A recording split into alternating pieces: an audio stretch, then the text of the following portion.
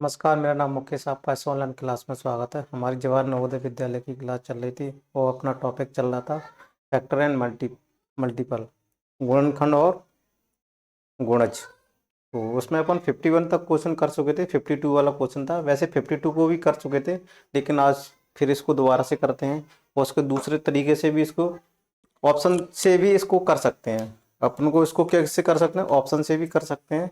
तो देखो, आपके जो क्वेश्चंस मैं करा रहा हूँ इसकी पीडीएफ फाइल आपको टेलीग्राम चैनल, फेसबुक पर भी मिल जाएगी और फेसबुक पेज पर भी पीडीएफ फाइल में अपलोडेड है, तो वहाँ से भी आप सॉल्यूशन इसको देख सकते हैं। 12, 16 और 26 के सार गुणनखंड क्या क्या है, तो देखो यहाँ से देखेंगे 12 और 16 और 24 ये गुणनखंड कौन कौन से हैं, सार गुणनखंड। तो देखो, सार गुणनखंड ऑप्शन में दिया हुआ है, पहले में ए में दिया हुआ 1, 2, 4। जब इसके गुणनखंड होंगे, सार गुणनखंड इसके होंगे, इसके भी गुणनखंड होगा, वो इसका भी गुणनखंड होगा। तो सार गुणनखंड का मतलब होता है कॉमन, तो इसमें भी भाग जाना चाहिए, इसका इसमें भी भाग जाना चाहिए, इसमें भी भाग जाना चाहिए। देखो, तो 1, 2, 4 तीनों में भाग जा रहा है। फिर बी ऑप्शन देख लेते हैं। नहीं सॉरी, इससे नहीं होगा, इससे नहीं होगा। सार गुणनखंड आपको निकालने ही पड़ेंगे, ठीक है, क्योंकि इसमें क्या हो रहा है, इसमें 4 भी, और हाँ कर सकते हैं। देखो, इसमें ऑप्शन से भी कर सकते हैं, इसको ऑप्शन से भी कर सकते हैं। जैसे बी वाला ऑप्शन देखिए, 1, 2, 1 से भी भाग जा रहा है, 2 से भी जा रहा है, तो ये भी क्या है, सार्वगुणनखंड हो गए। फिर दिया है ए वाला, दिया है 1, 2, 4, तो 4×3 = 12, 4×4 = 16, 24, तो ये 4 से भी जा रहा है, तो ये भी क्या है, उसका गुणनखंड है। फिर सी वाला देखेंगे, 1, 2, 4 से भी तो जा रहा है, लेकिन 6 से जा रहा है, क्या है 6×6 = 16, इसमें नहीं जा रहा, यानी 16 में 6 का नहीं जा रहा, इसमें ये नहीं कैंसिल हुई, तो ये नहीं है, तो इसलिए एक ऑप्शन तो अपना कैंसिल हो जाएगा। और 1, 2, 3, 3 का जा रहा है, क्या 2, 1, 3, 6, 1, 7। देखो, तो इसमें डी वाला ऑप्शन देख ले, तो डी वाला ऑप्शन कौन सा है, 1, 2, 3, 4। तो 1 से सब में जा रहा है, 2 से भी सब में जा रहा है, 3 से, देखो 4 से भी सब में जाएगा भाग, लेकिन 3 है ना, 3 से इसमें नहीं जाएगा, किसमें 16 में इसमें भाग नहीं जाएगा, ठीक है, इसमें नहीं जाएगा। तो ये क्या हो जाएगा, ये इसका गुणनखंड नहीं होगा। तो अपन कह सकते हैं इसका आंसर कौन सा हो जाएगा, ए वाला ही हो जाएगा, 1, 2 और 4, 1, 2, 4। तो यही आंसर हो जाएगा इसका, एक सार गुणनखंड 1, 2, 4 है। इस तरीके से अपन इसको कर सकते हैं। अब देखते हैं 53 वाला। 53 वाला को देख लेते हैं। देखो, 6 दिया हुआ है, 8 दिया हुआ है और 16। इसके क्या कॉमन फैक्टर कौन कौन से, 4 ऑप्शन दिए गए हैं। 4 ऑप्शन कौन से दिए गए हैं, ए का दिया हुआ है 1। तो देखो, 1 तो सार्वगुणनखंड हमेशा रहता ही है, कितनी भी संख्याएं, कोई भी संख्या लिख दो आप, एक्स वाई जेड कुछ भी संख्या लिख दो, तो एक तो सब में सार्वगुणनखंड होता ही है, एक तो हमेशा ही कॉमन फैक्टर होता है, तो ये तो कॉमन फैक्टर होगा ही। फिर बी वाले ऑप्शन को देख लेते हैं। बी वाले ऑप्शन में दिया है 1, 2, 4। 1 से भी डिवाइड हो रहा है, इस इवन नंबर है, ये कौन सी संख्या है, सम संख्या है, सम संख्या है, सम संख्या है, तो ये 2 से डिविजिबल होगी। ये सारी सम संख्या है, तो 2 से तो डिविजिबल होंगी। फिर क्या है, 4 भी है, तो 4 किससे, देखो 4 ही है, तो 6 में 4 का डिवाइड करेंगे, 6 में 4 का डिवाइड करेंगे, तो ये कितना बार जाएगा, एक बार जाएगा, 2 शेषफल बचेगा, 2 शेषफल बचेगा। तो ये कहेंगे ये गुणनखंड नहीं है, ये गुणनखंड नहीं है। तो ये वाला ऑप्शन तो अपना वैसे ही क्रॉस हो गया, क्रॉस हो गया। सी वाला देखेंगे, 1 भी सार्वगुणनखंड है, 2 भी तो है, 2 तो सम संख्या है, तो इससे डिविजिबल होंगे, तो इसको अभी छोड़ देते हैं। फिर चलते हैं सी की तरफ, छोड़ डी की तरफ। डी में क्या दिया है, नन। तो ऐसा तो नहीं है नन के, ये ऑप्शन एक तो, एक ऑप्शन भी ये भी है, ये भी है, लेकिन इसमें संख्या ज्यादा है, यानी 1 भी है कॉमन और 2 है, तो अपना कौन सा आंसर हो जाएगा, ये वाला आंसर हो जाएगा। कौन सा आंसर हो जाएगा, ये वाला। तो इस तरीके से भी अपन इसको कर सकते हैं। और 6, 8, 16 के गुणनखंड निकालने की जरूरत नहीं है।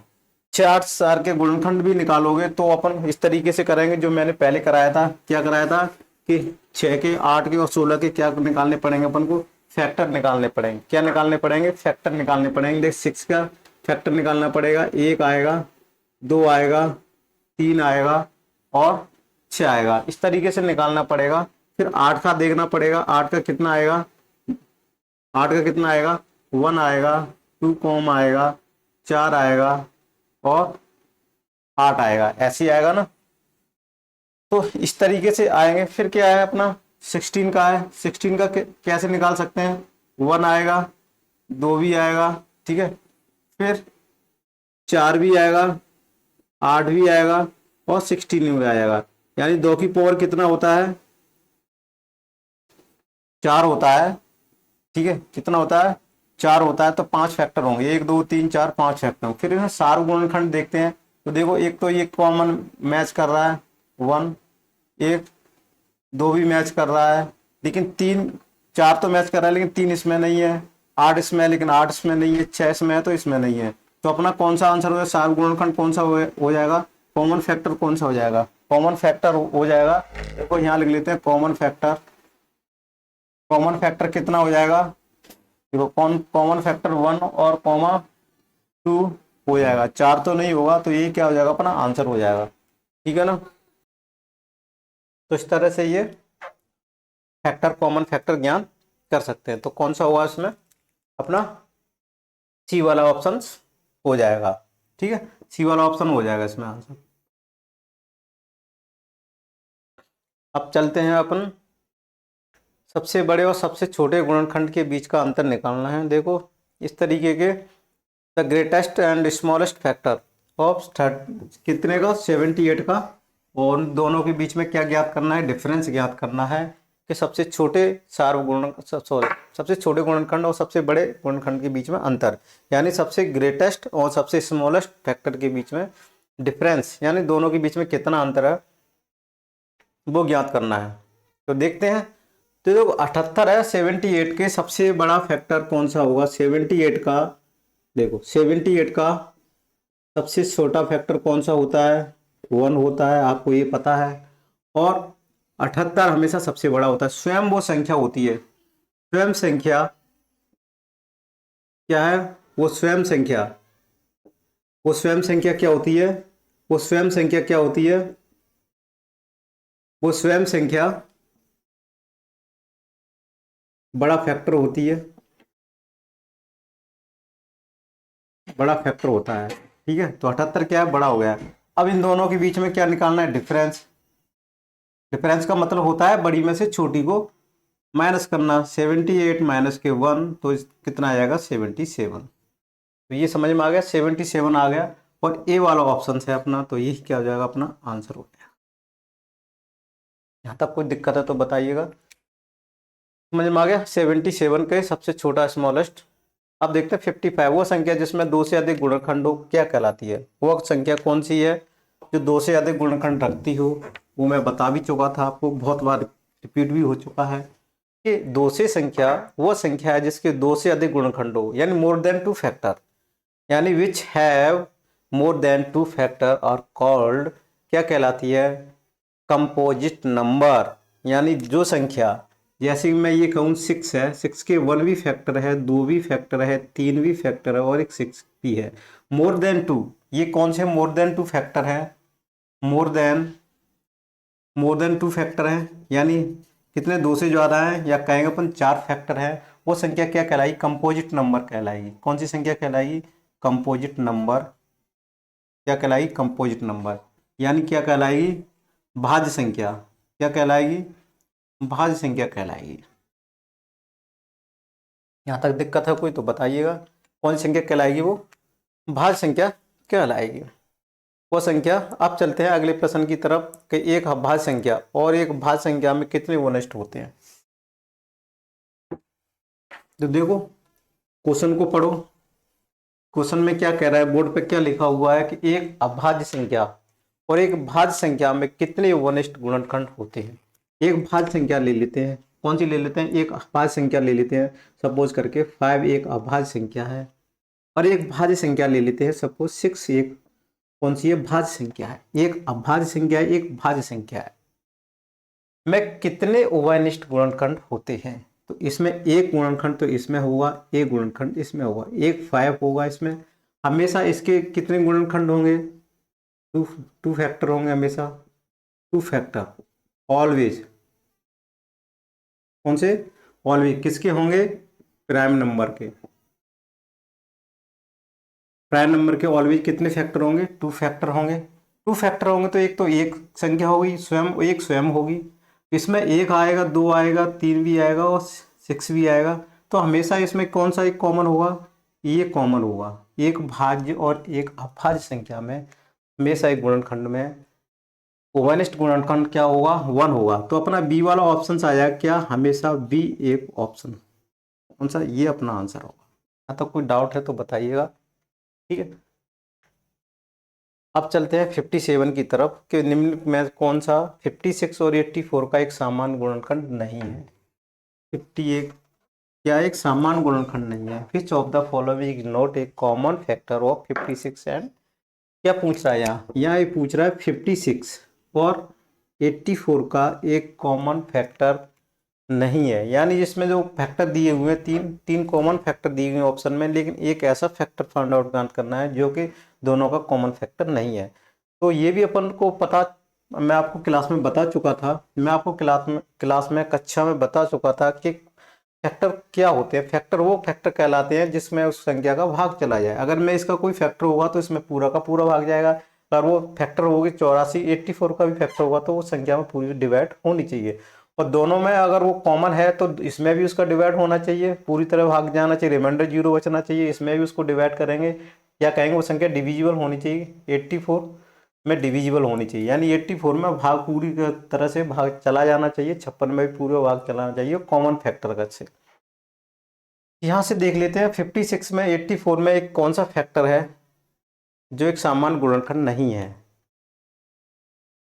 तो ये देखते हैं, पहले तो ये ऑप्शंस देख लेते हैं अपन, कितने हैं, 7 × 2 बराबर 14, कितना आ गया 14। क्या 14 का इसमें भाग जाएगा, 2 से जा रहा है, तो क्या इसमें 7 से इसमें भाग जाएगा, अपन का 7 7 × 7 8 56 जाएगा। तो इसमें किसका भी भाग जाएगा, इसमें 2 बार, अगर 14 का इसमें 56 में कितनी बार जाएगा, × 2, यानी कितनी बार चला जाएगा,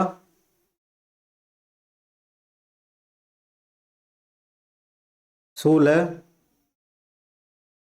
और 4 1 5, 14 चौके 56। तो ये संख्या तो क्या होगा ये कि जो, फिर इसमें 84 में देख लेते हैं, 84 में 14 का भाग जा रहा है कि नहीं जा रहा है। तो अगर ऐसे नहीं है तो यहाँ से ऐसे भी देख सकते हैं, काट के देख लेते हैं अपन कि ये कितनी बार गया, कितनी बार चला गया, 2 से देखेंगे तो ये 7 बार गया, और ये यहाँ कितनी बार गया, 4 2 7 छंके 42। तो ये संख्या क्या है, ये संख्या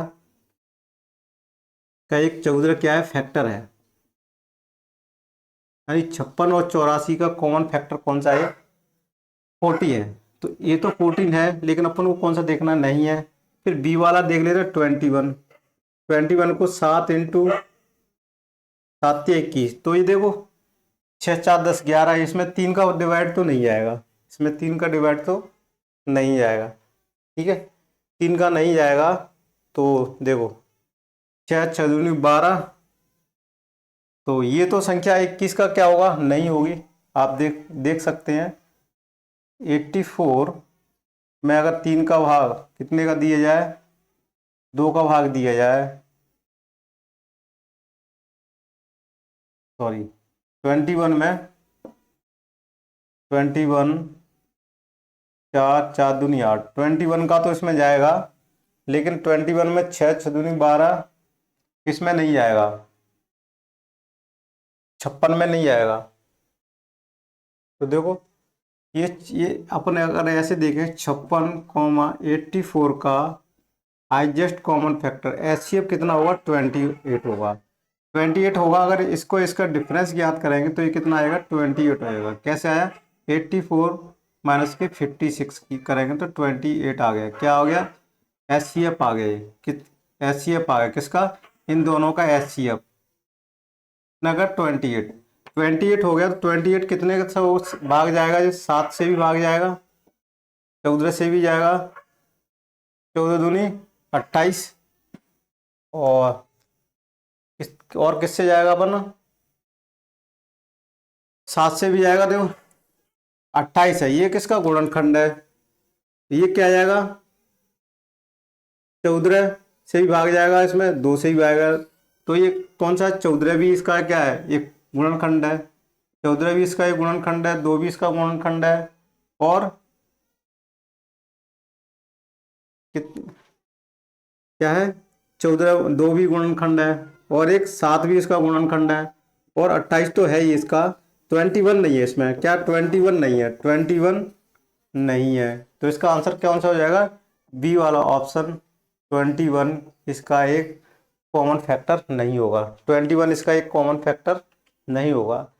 इस तरीके से अपन ज्ञात कर सकते हैं, ठीक है। या फिर सबसे अच्छा तरीका कौन सा है कि आपको 56 का गुणनखंड कर लेना, 84 का देख लेना, फिर उसमें सारे गुणनखंड को मैच कराना, एक 21 उसमें गुणनखंड नहीं होगा, उसमें 7 भी होगा, 14 भी होगा, 7 भी होगा, 28 भी होगा, ठीक है, तो वनिष्ठ गुणनखंड नहीं होगा। या अपन ये कहें अगर ऐसा चीज पूछी है तो दोनों का एचसीएफ निकाल लेना, एचसीएफ का फिर क्या करेंगे फैक्टर कर लेना, फैक्टर निकाल के फिर उसके गुणनखंडों को सारी चीजों को अपन देखेंगे। अगर मैं ये खाऊं दे, जैसे कि मैं ये खाऊं 56, क्या 56 कॉमा 84 का एचसीएफ ज्ञात करेंगे तो ये कितना आ जाएगा 28 आ जाएगा। 28 के जब गुणनखंड करेंगे तो 1 आ जाएगा, 1 भी आ जाएगा, और 4 भी आ जाएगा, 7 भी आ जाएगा, और 14 भी आ जाएगा, और कितना आ जाएगा 28 भी आ जाएगा, ठीक है। और भी हो सकते हैं लेकिन इसमें 21 तो कहीं नहीं आ रहा, 21 कहीं नहीं आ रहा, 21 नहीं है, 21 नहीं है कहीं भी, तो यही अपना आंसर हो जाएगा, कौन सा बी वाला आंसर हो जाएगा। समझ में आया होगा। अब चलते हैं अगले प्रश्न की तरफ। 16 और 24 के उम्र गुणनखंडों की संख्या ज्ञात करनी है। देखो कॉमन फैक्टर निकालना है, मतलब कितने कॉमन फैक्टर हैं उनकी क्या संख्या क्या ज्ञात करनी है, निकालनी है। तो सबसे पहले 16 देख लेते हैं, 16 देख लेते, 16 के अपन फैक्टर निकालेंगे, 1 आएगा, 2 आएगा, ठीक है, 4 भी आएगा, 8 भी आएगा, और 16 भी आएगा, यानी 3 2 5 आ जाएंगे। यानी इसको किस कौन सी पावर में लिखेंगे, 2 की पावर 4, 2 की पावर 4 यानी 5 वो आ जाएंगे। अब ये क्या दिया हुआ है 24 दिया हुआ है, 24 के कितने आ जाएंगे 24 7 वो 24 का क्या हो जाएगा अपना, देखो 24 या 24 को करेंगे 2 से तो 2 आ जाएगा, 2 फिर 2 से 6 आ जाएगा, फिर 2 से 3 3, यानी 2 की पावर 3 इंटू 3 की पावर 1, यानी 3 दूनी 6, सॉरी 4 दूनी 8। तो देखो 1 आ गया, 2 आ गया, 3 आ गया, 4 आ गया, और 12 आ गया, 8 आ गया, और कितना आएगा 6 आ जाएगा, और आएगा 1 2 3 4 5 6 7 8, कितने आ गए 8 आ गए अपने, ठीक है, कितने आ गए 8 आ गए। फिर इसमें पूछा हुआ है कि ओवनिष्ठ गुणनखंडों की संख्या ज्ञात करनी है। तो सबसे पहले तो आपको पता है ओवनिष्ठ गुणनखंड एक तो यही हो गया, एक ओवनिष्ठ गुणनखंड ये हो गया, 2 हो गए, एक 4 वाला ये हो गया, और एक 8 वाला ये हो गया। समझ में आ रहा है आपको, दिख रहा है। ये गुणनखंड तो एक कॉमन हो गया, एक 2 कॉमन हो गए, एक 3 कॉमन हो गया, और 4 हो गया, और 16 आ रहा है, 16 नहीं है तो कितने 4 है, 4 वाला ऑप्शन कौन सा मैच कर रहा है अपना, ई वाला है, ये अपना आंसर हो जाएगा। समझ में आ रहा है यहाँ तक। अब चलते हैं अगले प्रश्न की तरफ। किन्हीं दो अभाज्य संख्याओं में कितने वनिष्ठ गुणनखंड होते हैं, किन्हीं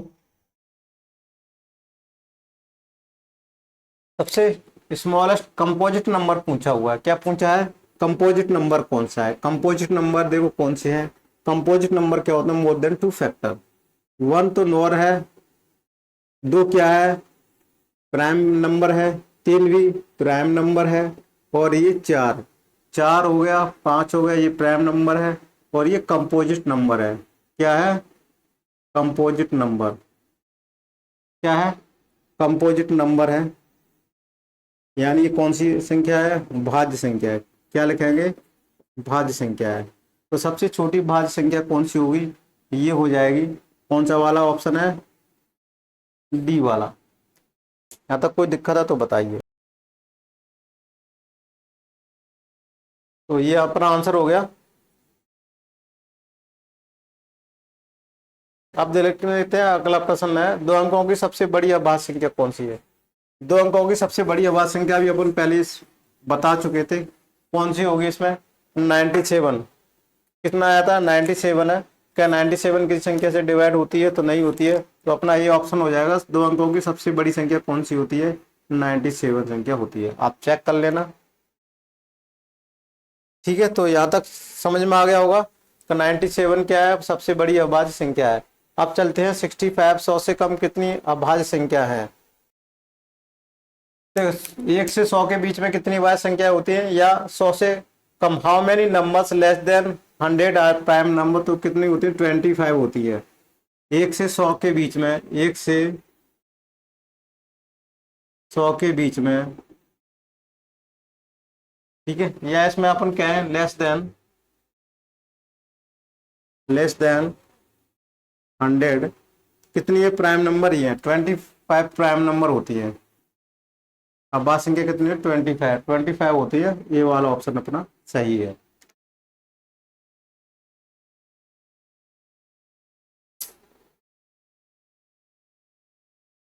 थर्टी सिक्स के गुणनखंडों की संख्या कितनी है? ये तो शायद मैं करा चुका था, रिपीट हो रहे हैं कुछ क्वेश्चन। 36 के गुणनखंडों की संख्या कितनी है? 36 ले लेंगे, ये इसके अभाज्य गुणनखंड नहीं करने इसके, इसको क्या करेंगे? छतनक 36। ठीक है, इसको क्या करेंगे? 3 × 2, 3 × 2।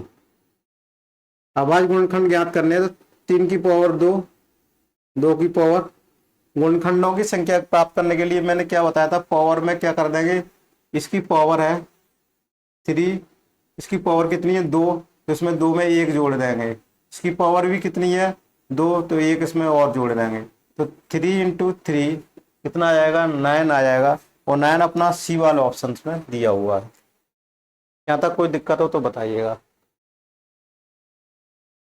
निम्न में किस संख्या के ठीक 3 गुणनखंड है? तो देखो, ये संख्या अपने दी हुई है और 4 संख्या दी हुई है। ऐसी संख्या कौन सी जिसमें ओनली हैव एग्जैक्टली 3 फैक्टर्स, या कहेंगे अपन हैविंग 3 फैक्टर्स। क्या 24 कितने? 7 चौक 28, 7 × 2 × 2 7। तो ये तो मोर देन 2 फैक्टर रख रही है, 3 फैक्टर से भी ज्यादा है इसके 20 के। देखो एग्जैक्टली आंसर लेने के लिए पर पूरा नहीं करना है। एक तो 1 होगा, एक 2 होगा,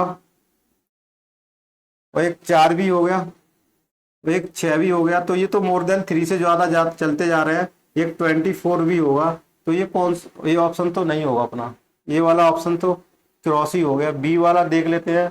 30 का कितना होगा? 1 होगा, 2 भी होगा, 3 भी होगा, और 30 भी होगा, 10 भी होगा। तो ये भी क्रॉस हो गए। एग्जैक्टली 3 वाले अपने देख रहे 3 कौन सा रखता है। फिर देखेंगे 42 का 1 तो होगा ही, फिर 2 भी होगा। क्या होगा? 2 भी होगा। तो यहाँ से 2 यानी 21 चला जाएगा। फिर 7 भी होगा, और फिर 3 भी होगा। क्या? 3 भी होगा। ठीक है, तो इस तरीके से चले जाएंगे। तो ये भी अपना क्या हो जाएगा? क्रॉस हो जाएगा। अब डी वाला ऑप्शन देख लेते हैं कितना दिया हुआ? 49। 49 के क्या हो जाएगा? एक तो 1 हो जाएगा, एक 7 हो जाएगा, एक 49 हो जाएगा। देखो 49 के जब निकालेंगे तो ये सिर्फ 7 7 में जाएगा, 7 7 में जाएगा। तो इसके सिर्फ क्या होगा? 179 3 फैक्टर होंगे। कौन से? 179। तो अपना डी वाला ही क्या हो जाएगा? आंसर हो जाएगा। ठीक है, डी में कौन सा दिया हुआ है? ठीक है, डी वाला दिया हुआ है 49। ये अपना क्या हो जाएगा? आंसर हो जाएगा। यहाँ तक कोई दिक्कत है तो बताइएगा। 3 फैक्टर सिर्फ 49 है, जो सिर्फ उसके 3 फैक्टर हैं। निम्न में कौन सा 3 और 7 का सामान्य गुणज नहीं है? 3 और 7 का सामान्य गुणज नहीं है, वो चेक करना है। तो देखो वो संख्या दी हुई है, कौन सी दी हुई है, 4 ऑप्शन दिए हुए हैं, उसमें ये चेक करना है कि वो संख्या 3 की भी गुणज है और सामान्य की गुणज है। Note A common multiple of 3 and 7, यानी मल्टीपल कॉमन नहीं है, कितने का, 3 व 7 का। 3 व 7 का एलसीएम, 3 व 7 का एलसीएम कितना होगा, 21। ऐसी कौन सी संख्या है जिसमें 21 का भाग नहीं जा रहा है, 21 का भाग नहीं जाएगा, वही क्या हो जाएगी, अपनी अंत संख्या हो जाएगी। तो यहाँ से क्या निकल आएंगे, 7 इंटू, पहले तो वो संख्या 3 से डिविजिबल है क्या और 7 से भी डिविजिबल है क्या, वो देख लेते हैं। 6 4 10 11, यानी सबसे पहले किस में भाग नहीं जा रहा है, पहले ए में ही 164 में भाग नहीं जा रहा। 7 8 9 10 11 12, 8 10 15, 7 8 9 10 11 12 है। यानी देखो वो संख्या 21 से कब डिविजिबल होगी, वो संख्या जिसमें 7 का भी पूरा भाग चला जाए, 3 का भी भाग चला जाए। सबसे पहले 3 का भाग देख लेते थे। ए में क्या दिया है, 164, 164 3 का भाग नहीं जाएगा, ठीक है। 7 और 11 इसके डिजिट सब कितना हो रहा है, 11 हो रहा है, तो नहीं जाएगा, ठीक है, ये नहीं जाएगा। तो इसका आंसर तो बेसिकली यही हो जाएगा, कितना, 164 ही आंसर हो जाएगा। कितना हो जाएगा, यही आंसर हो जाएगा, क्योंकि ये क्या है, 3 और 7 का गुणज नहीं है, मल्टीपल नहीं है। अब 273 को चेक कर लेते हैं, तो 3 से ये डिवाइड चला जाएगा, 3 से 3 ये कट गया, और ये 7 2 9, 3 से ये भी कट जाएगा। फिर देख लेते हैं 3 2 7, यानी ये 3 से ये कट गया और ये 9 3 से गया। फिर देख लें 2 8 5 3। अब ये देखो, ये देखते हैं, यानी ये कितना आ गया, 8 8 5 के वो 5 2 कितना हो गया, 7 7 15 हो गया। तो ये भी किससे हो गया, कैंसिल हो गया, यानी ये भी इसका मल्टीपल है। तो क्या कहेंगे अपन, 164 में 21 का भाग नहीं आएगा, 164 में 164 में 21 का डिवाइड करेंगे तो ये डिविजिबल नहीं है, इसलिए डिविजिबल नहीं है, तो इसका क्या कॉमन मल्टीपल नहीं है, किसका, 3 एंड 7 का। तो कह सकते हैं 164 3 और 7 का मल्टीपल नहीं है। समझ में आ गया, यहाँ तक समझ में आ गया तो दिक्कत। अगले प्रश्न की तरफ चलते हैं। 69 निम्नलिखित में कौन सा 4 और 6 का सामान्य गुणज नहीं है। देखो इसमें भी दिया है, note A common multiple of 4 and 6।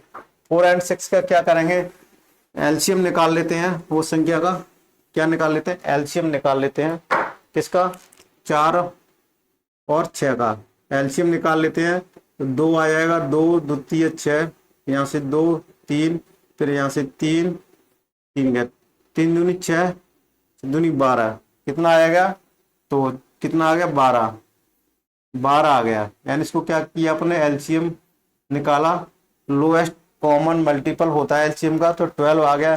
क्या 12 ऐसी संख्या देख लेते हैं, 4 इंटू 3, क्या 4 इंटू 3, यानी वो संख्या कैसी देखेंगे जिसमें 3 का भी भाग चला जाए और 4 का भी भाग चला जाए। 4 का विभाज्यता का नियम क्या कहता है, जिसके लास्ट डिजिट 2 हो, 2 में अगर चला जाए 4 का भाग, तो वो संख्या क्या होगी, 4 से भी डिविजिबल होगी। सबसे पहले 3 देख लेते हैं, तो सबसे पहला ए ऑप्शन देख लेते हैं, 192 192 में 3 से डिवाइड करेंगे तो ये क्या हो जाएगा, 4 से भी जाना चाहिए और किससे भी जाना चाहिए। सबसे पहले 3 से देख लेते हैं, 9 3 से 9 कैंसिल हो गया, और 1 और 2 ये भी कैंसिल हो रहा है, तो ये 300 तो अभी हो रहा है, लेकिन अभी कंफर्म नहीं कह सकते कि 3 से डिविजिबल है, तो 4 से भी हो जाएगी। पहले तो 3 से देख लेते हैं, अगर 3 से काम चल रहा है अपना, तो देखो 3 से भी ये भी कैंसिल, ये भी 3 से कैंसिल हो रही है। फिर सी वाला ऑप्शन देख लेते, 3 3 6, ये भी 3 से कैंसिल हो रही है, तो ये भी 3 से कैंसिल हो रही है। अब देख लेते हैं डी वाला ऑप्शन, डी में दिया हुआ 2 2 4, अब ये 3 से कट रहा है, क्या 2 2 4 4 दूनी 8, यानी इनके डिजिटों का सम कितना आ रहा है, 8 आ रहा है। 8 3 से डिविजिबल नहीं है, या अपन कहें दो अंक ये आ रहा है, 2 2 प्लस 4, यानी 8 आ रहा है। 8 में 3 का भाग देंगे तो ये पूरा का पूरा भाग नहीं जाएगा, तो अपने इससे ही काम चलेगा। क्या होगा, 2 2 4 किसका, 4 व 6 का मल्टीपल नहीं है, मल्टीपल नहीं है, यानी मल्टीपल को बोलते हैं गुणज नहीं है, ये आंसर होगा। समझ में आ गया आपको। 69 वाला भी। अब 70 वाला क्वेश्चन देख लेते हैं। 70 वाला क्वेश्चन है 6 और 7 के पहले 5 सामान्य गुणजों का योग क्या होगा। के पहले 5 सामान्य यानी sum of first 5 common multiples of 6 and 7 is. तो इसमें देखो ये दिया हुआ 6 का मल्टीपलों का सम निकालना है और 7 के मल्टीपल दोनों के सामान्य गुणजों का योग क्या होगा। सामान्य गुणजों का योग क्या होगा, सम ऑफ फर्स्ट 5 कॉमन मल्टीपल। जो कॉमन मल्टीपल पूछा हुआ है, क्या पूछा हुआ है, कॉमन मल्टीपल पूछा हुआ है। 6 7 के कॉमन मल्टीपलों का योग क्या होगा। सिंपल है, कॉमन मल्टीपल देखने हैं 6 और 7 के। क्या देखने हैं, कॉमन मल्टीपल देखने हैं। इसको सिंपल सा क्वेश्चन है। देखो 6 के मल्टीपल देखना है। 6 के कॉमन मल्टीपल क्या है, sum of first 5 common multiple, 5 common multiple. ये थोड़ा 70 वाला क्वेश्चन मिस्टेक है, इसको अगले उसमें कराएंगे, ठीक है। इसको छोड़ देते हैं अपन, ये थोड़ा सा मिस्टेक्स है, ठीक है। इसमें जो आंसर आना चाहिए उस अलग हिसाब से आना चाहिए, ऑप्शन में नहीं दिया है, इसको छोड़ देते हैं, तो बाद में करेक्शन करके देखेंगे। अब देखते हैं 71 240 का अभाज्य गुणनखंड क्या है। 240 का अभाज्य गुणनखंड क्या है, तो सबसे पहले ए बी सी को देख लेते हैं, या फिर डायरेक्टली अपन इसको 240 के गुणनखंड कर लो, प्राइम फैक्टराइजेशन कर लो।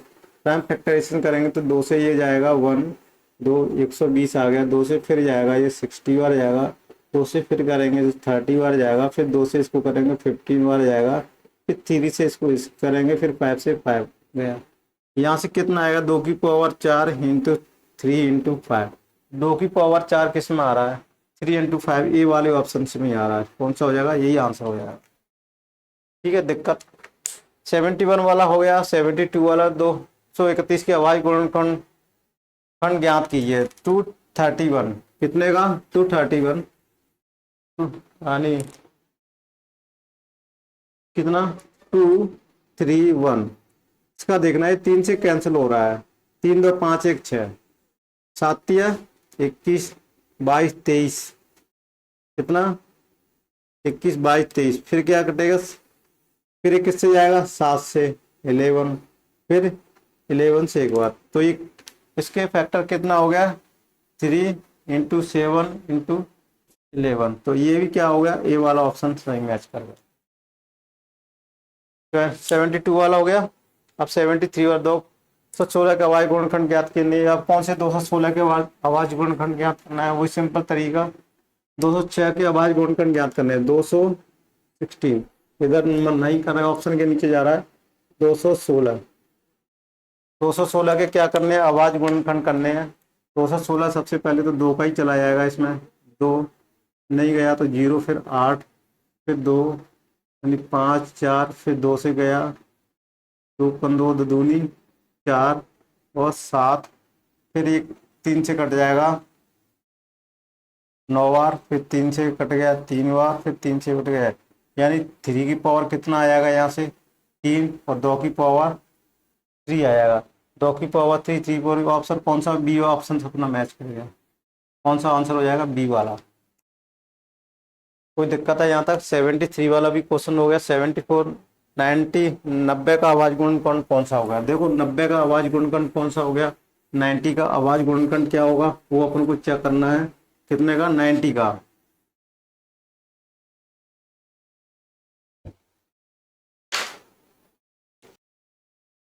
का अभाज्य गुणनखंड क्या होगा, 90 का अभाज्य गुणनखंड कितने होंगे, यहाँ से देख लेते हैं। 2 दूनी कितनी बार जाएगा, 4 बार जाएगा, 2 पंजे 10, फिर कितनी बार जाएगा, 3 से चला जाएगा, 3 5 15, 3 से चला जाएगा तो 5 15 और 5, यहाँ से कितना आएगा 2 आ जाएगा, 3 की पावर 2 आ जाएगा और 5 आ जाएगा। इस तरह टाइप का किसमें ऑप्शन में मैच कर रहा है, अपना बी वाला ऑप्शन मैच कर रहा है।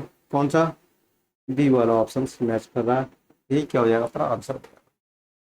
यहाँ तक कोई दिक्कत है तो बताइएगा। 74 वाला 75 वाला 5 और 2 और 3 के पहले 4 सामान्य गुणज ज्ञात कीजिए। के पहले 4 सामान्य गुणज ज्ञात करना है। 5 2 और 3 के find the first 4 common multiple. क्या याद करना है? Find the first 4 common multiple of 5, 2 and 3। 5 and 2 और 3 के, तो 5 कन 5, 5 दूनी 10, यानी कितना आ जाएगा? 5, 2, 3 का वो ले लेते हैं अपन। तो कौन सा होगा? सबसे पहले या तो अपन ऐसे ज्ञात कर सकते हैं अपन, या तो एक तरीका और है, 5 के मल्टीपल निकाल लेते हैं। 5, 5, 5, 5, 10, तो ये बहुत लंबा चला जाएगा, है ना। तो इसको ऐसे न निकाल के अपन क्या करेंगे, 5, 2 और 3 का क्या निकालेंगे? एलसीएम निकाल लेते हैं। इनका एलसीएम निकालोगे तो कितना आ जाएगा? 5, देखो 5, 2, 3 को कॉमा का, 5, 2, 3 का क्या निकालेंगे? एलसीएम। जब एलसीएम निकालेंगे तो 5, 10, 30 हो जाएगा। तो 30 के क्या निकालेंगे? 4 फर्स्ट मल्टीपल। 4 फर्स्ट मल्टीपल क्या होंगे? वही अपना क्या होगा? आंसर आ जाएगा, यानी 30, 60 और 90। ठीक है, 30 देखो कैसे निकालते हैं। 30 निकाला, 30 निकाला, 30 निकाला, 30, इसमें 1, इसमें 2, इसमें 3, इसमें 4, ये क्या इतना आएगा? 30, ये 60 और ये 90 और 4 12, ये 120। ये वाला आंसर होगा। ये वाला आंसर कौन से में मैच कर रहा है? अपना सी वाले में मैच कर रहा है, ये आंसर हो जाएगा। यहाँ तक कोई दिक्कत है तो बताइए। इस क्लास को यहीं पर ख़त्म करते हैं। ये 37 मिनट की हो गई, ठीक है, 37 मिनट 38 की हो जाएगी। तो ये क्लास कैसे लगी आप जरूर कमेंट्स में बताइएगा। और इसकी PDF फाइल भी आपको टेलीग्राम चैनल पर, फेसबुक पेज पर मिल जाएगी। Thank you for watching this video. मिलते हैं अगले नेक्स्ट क्लास में।